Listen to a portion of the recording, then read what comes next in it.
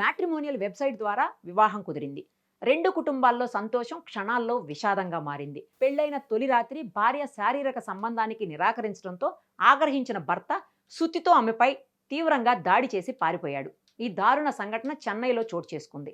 చెన్నైలోని పురసైవాక్కం పార్థసారథి వీధిలో నివసించే అగస్టిన్ జాషువాకు తిరువళ్ళూరుకు చెందిన 24 ఏళ్ల యువతికి మ్యాట్రిమోనియల్ వెబ్సైట్ ద్వారా పరిచయమై పెద్దల సమక్షంలో వివాహం జరిగింది. కట్నం లేకుండా వివాహం చేసుకోవాలనే జాషువా నిర్ణయంతో వధువు కుటుంబం కూడా సంతోషంగా అంగీకరించింది. నవంబర్ 23న వారి వివాహం అంగరంగ వైభవంగా జరిగింది.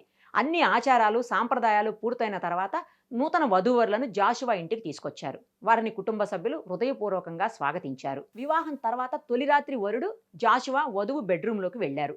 పెద్దలు కుదిర్చిన వివాహం కావడంతో వధువు ముందుగా ఒకరితో ఒకరు మాట్లాడుకోవాలని, పరస్పర అవగాహన పెంచుకోవాలని కోరుకుంది. అయితే వరుడు జాషువా వెంటనే శారీరక సంబంధం పెట్టుకోవాలని పట్టుబట్టాడు. ముందు ఒకరినొకరు అర్థం చేసుకుందాం అని వధువు సున్నితంగా నిరాకరించింది. ఇది జాషువాకు ఏమాత్రం నచ్చలేదు.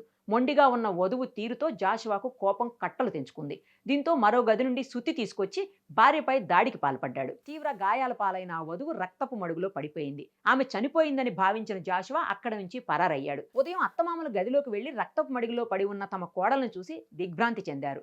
ఆమెను వెంటనే చికిత్స కోసం ఆసుపత్రికి తరలించారు. ప్రస్తుతం ఆమెకు చికిత్స కొనసాగుతోంది. పోలీసులు కేసు నమోదు చేసి దర్యాప్తు ప్రారంభించారు. ఈ దారుణ సంఘటన తర్వాత జాషువా గురించి కొన్ని నిజాలు వెలుగులోకి వచ్చాయి. కట్నం తీసుకోకుండా పెళ్లి చేసుకుంటాననడం వల్లే జాషువాను నమ్మాను. కానీ పెళ్లి రాత్రి అతని నిజ స్వరూపం తెలిసింది. తన భర్తకు చాలా మంది మహిళలతో అక్రమ సంబంధాలు ఉన్నాయంటూ వధువు పోలీసులకు కుటుంబ సభ్యులకు తెలిపింది. పోలీసులు పరారీలో ఉన్న నిందితుడు అగస్టిన్ జాషువా కోసం గాలిస్తున్నారు.